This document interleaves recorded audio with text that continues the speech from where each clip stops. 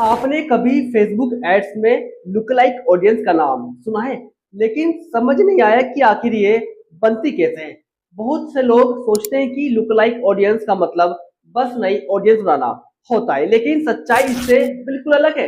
अगर आपने इसे सही तरीके से समझ लिया तो आपको बिना गेस वर्क किए ऐसे लोगों तक एड्स दिखाने का मौका मिलेगा जो आपके एग्जिस्टिंग कस्टमर जैसे ही हो सकते हैं। और यही वजह है कि बड़े बड़े ब्रांड्स लाखों रुपए की एड्स में लुक लाइक ऑडियंस का इस्तेमाल करते हैं। आइए इसे सबसे आसान तरीके से समझते हैं।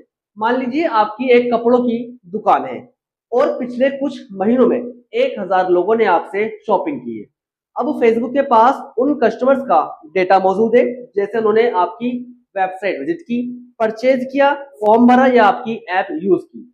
अब फेसबुक उस डेटा को एनालाइज करेगा और उन लोगों में क्या क्या समानताएं हैं ये समझने की कोशिश करता है, जैसे कि उनकी एज क्या है, इंटरेस्ट, ऑनलाइन बिहेवियर और कई दूसरे सिग्नल्स।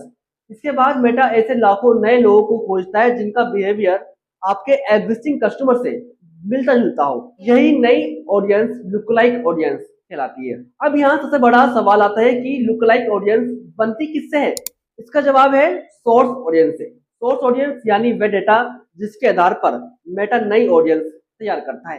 ये डेटा आपके website visitors, customer list, Facebook page, engagers, Instagram followers, video viewers, lead form भरने वाले लोगों या परचेज करने वाले कस्टमर्स का हो सकता है। जितनी अच्छी और क्वालिटी सोर्स ऑडियंस होगी उतनी ही बेहतर लुक लाइक ऑडियंस तैयार होगी। लेकिन एक गलती लगभग हर बिगनर करता है, वह 20 या 30 लोगों की ऑडियंस से लुक लाइक ऑडियंस बना देता है और फिर कहता है कि रिजल्ट नहीं आ रहे हैं। याद रखिए, मेटा को पैटर्न समझने के लिए पर्याप्त डेटा चाहिए। कोशिश करें कि आपका सोर्स ऑडियंस कम से कम 100 लोगों की हो और अगर वे परचेज या हाई क्वालिटी लीड जैसी वैल्यूएबल ऑडियंस हो तो रिजल्ट्स भी बेहतर हो सकते हैं।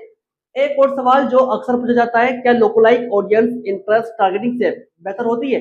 जवाब है कई मामलों में हाँ, क्योंकि इंटरेस्ट टारगेटिंग में आप अंदाजा लगाते हैं कि लोगों को क्या पसंद हो सकता है, लेकिन लुकलाइक ऑडियंस में मेटा आपके रियल कस्टमर्स को देखकर वैसे ही नए लोगों को ढूंढता है, इसलिए इसकी एक्यूरेसी अक्सर ज्यादा होती है।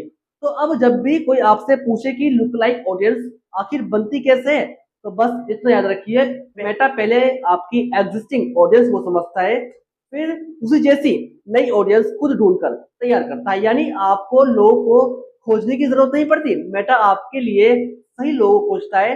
अगर ये जानकारी आपके काम आई हो तो इस वीडियो को सेव और शेयर जरूर करें। कि ऐसी आसान और प्रैक्टिकल लर्निंग के लिए जेके एस डिजिटल को फॉलो करना बिल्कुल मत भूलिए।